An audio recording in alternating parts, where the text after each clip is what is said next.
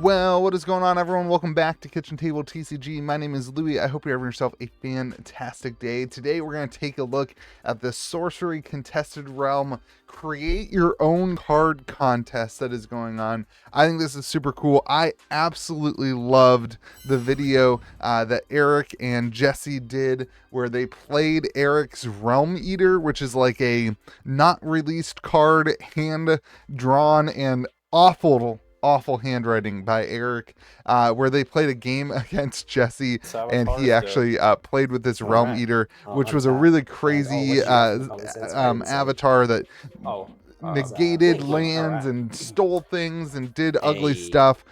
Really fun to see them do something like this. I just want to start off this video by saying how cool is it that the team put out cards that are not released. Most other game companies would be like hiding things in the back and not sharing things. They don't want to ruin the meta. They don't want to cause speculation. They don't want to cause...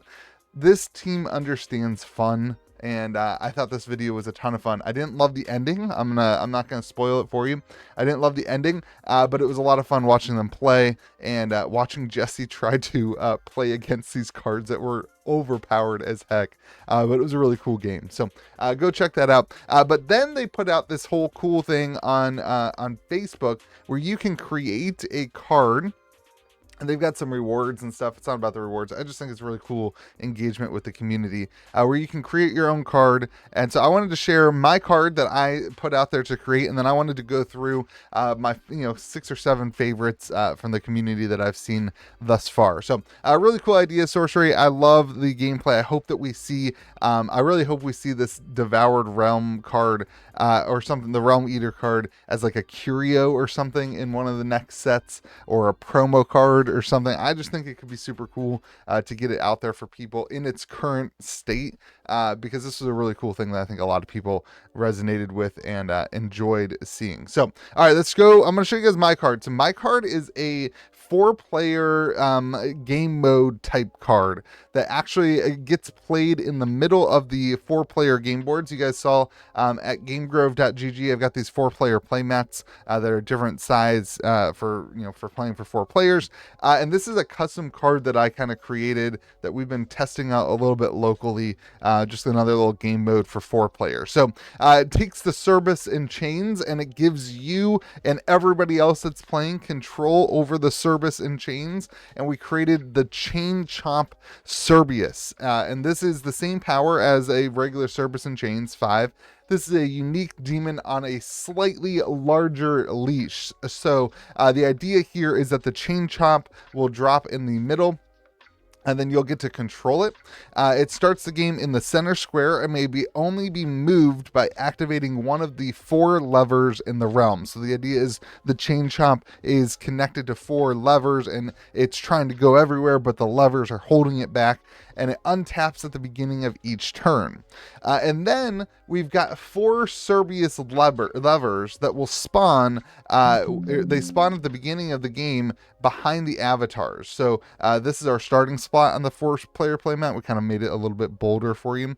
And each spot has a lever that spawns at the end of it, which is kind of cool. And so those levers are chains that are then connected to the Chain Chomp Cerberus that you have to imagine that would be there. And this is cool because units on that site where the lever is, and this is an immovable lever, have tapped to allow the Chain Chomp Cerberus to move 1 step away, or tap to pull the Chain Chomp Cerberus 1 step towards the lever, and then the Cerberus taps to strike a unit if it was untapped. So basically, once per turn, each person has the ability to move this Chain Chomp. So if the Death Speaker, let's see if I can do this. If the Death Speaker was playing, it could take its turn, and it could move and into the Cerberus lever, and then the next turn it would take its turn, and it would tap to move the Cerberus either 1 step forward, and then the Cerberus could tap to attack, which it would be attacking nothing in this scenario, right? But the game's been played or whatever.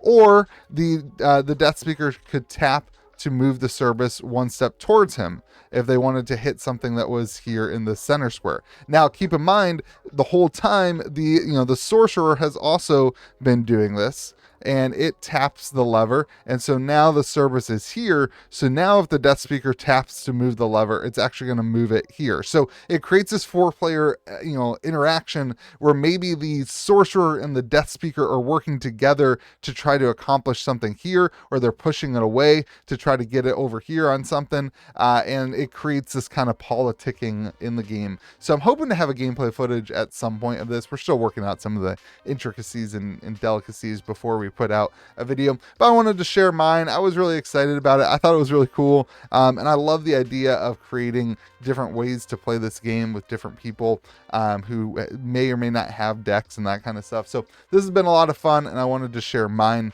my collection, my creation with you. Let me know what you think about that. Give me all your feedback there. All right, let's go on to looking at some other people. So this is really cool.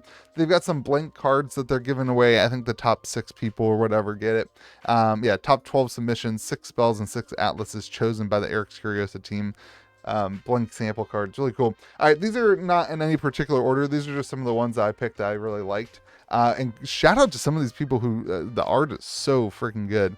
My art was AI driven. I know we hate that, but I'm not an artist, and I just wanted to put something together. All right, this is oh, I got this right, so we can put this like this. Oh, maybe not. Let me fix it real quick.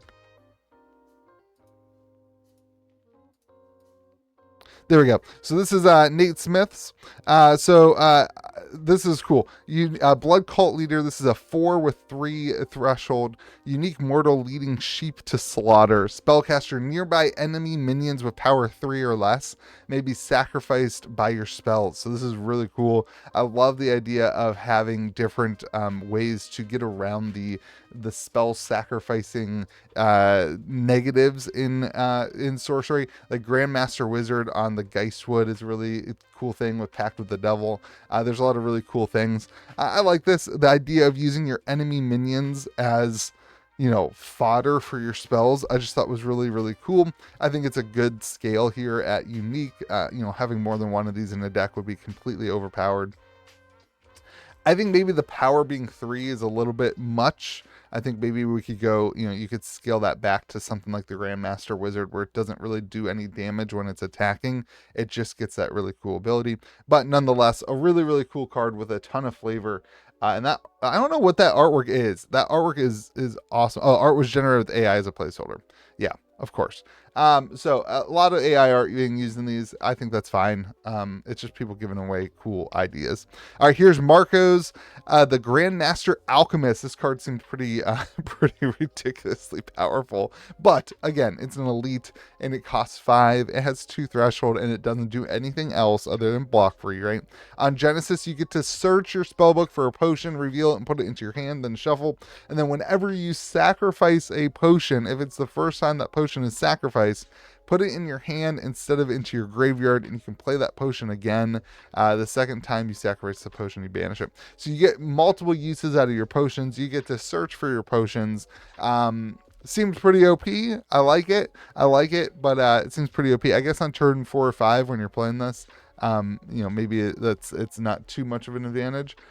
I feel like it might have to have a higher cost, but a really cool card. I love the flavor of going in and making your own potions and that kind of stuff. All right, the sights are always my favorite on this. I don't know why, but the sights on all these are really cool. This one particularly, I thought was really cool card design. Trevor, shout out to you. This is Troy, a unique sight of treachery and deceit. Genesis, an opponent gains control of the site. So this is interesting because you are ramping for your opponent. You are helping your opponent grow, because then if they gain control of the site, they get an extra mana on their turn. They don't get any threshold, but they're getting an extra mana on their turn. But you summon 3 foot soldiers there with charge, so it's a 3 damage. It's an extra lightning bolt basically, but you are giving your opponent extra ramp. Very interesting mechanics. I would love to see some more of this kind of idea of ramping for your opponent to get some sort of positive. I don't think that 3 foot soldiers with charge is a good enough win for this.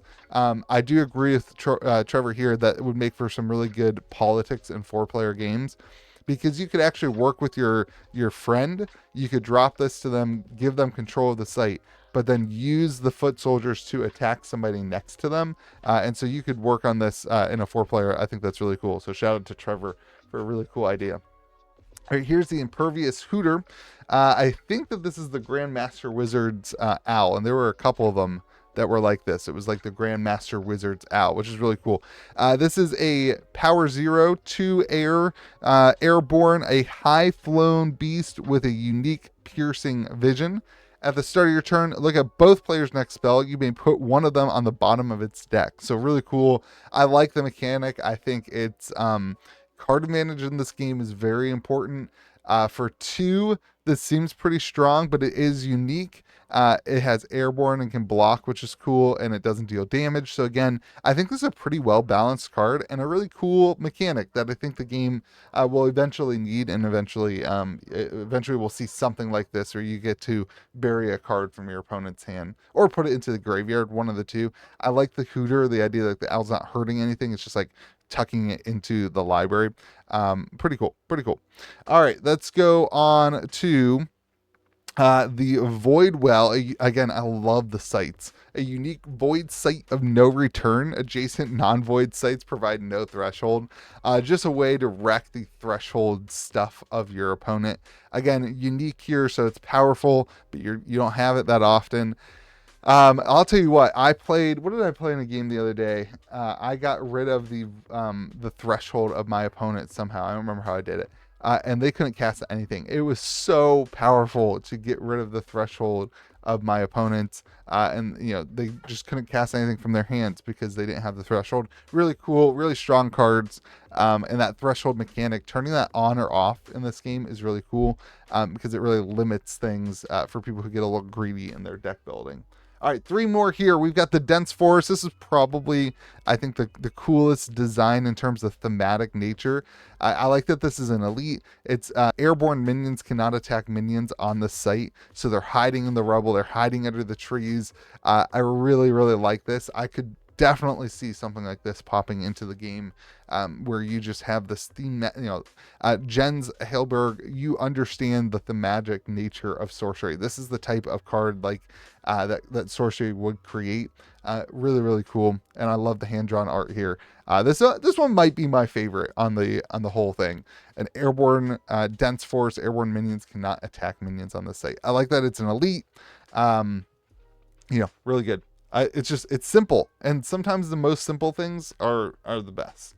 All right, the Lich. This is the only avatar I really saw. This one's interesting. He said something like, I've been wanting more avatars like Death Speaker that deal with necromancy, but instead build it more around raising the dead for minions rather than their abilities. So here's the Lich. So this is an avatar that commands a legion of undead. Allied mortals have a death rate.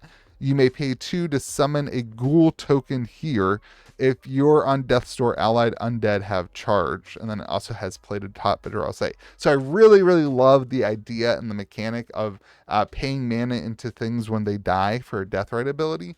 I think this is a really good, powerful avatar that could be really cool. The only thing I would change with it is I think that those minions, or those allies, the mortals, whatever, they need to be banished from the graveyard when they die.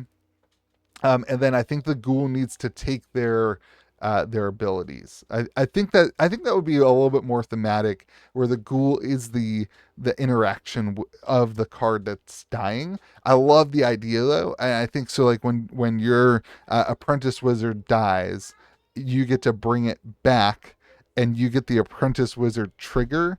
But it's banished from your graveyard, so then you don't. I guess maybe that's way too powerful. I don't know. But then when you're going up against your Death Speakers, now you don't have things in your graveyard, so it's kind of like a good matchup against the Death Speaker. It might just be too powerful that way though, because you're getting a huge advantage for 2 on some of those heavier, unique mortals and that kind of stuff.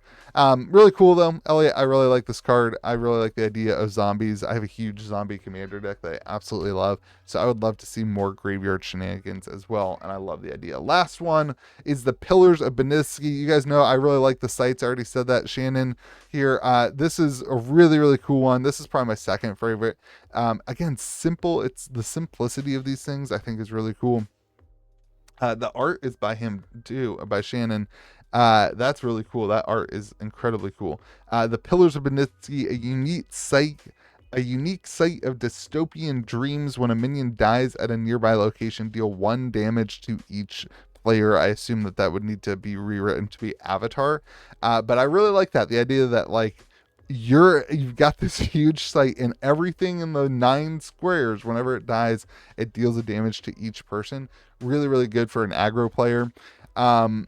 It might need to say adjacent. It might need to be just on the site to be a little bit more toned down. But really, really cool card and really, really cool thing. So, man, again, shout out to the Sorcery team for creating this idea. Shout out to Eric for putting out his cards and not being worried about, you know, the weird things that happen in the TCG world. If you've not watched the Devoured Realm Sorcery gameplay, make sure you go watch that. I'll try to link it in the comment section below. Such a cool thing, really fun. Yeah, most fun gameplay I've ever watched. Just really fun to watch the interactions between Jesse and Eric. I hope you guys all have yourself a fantastic day. Remember to be kind to the people around you. We'll see you again next video.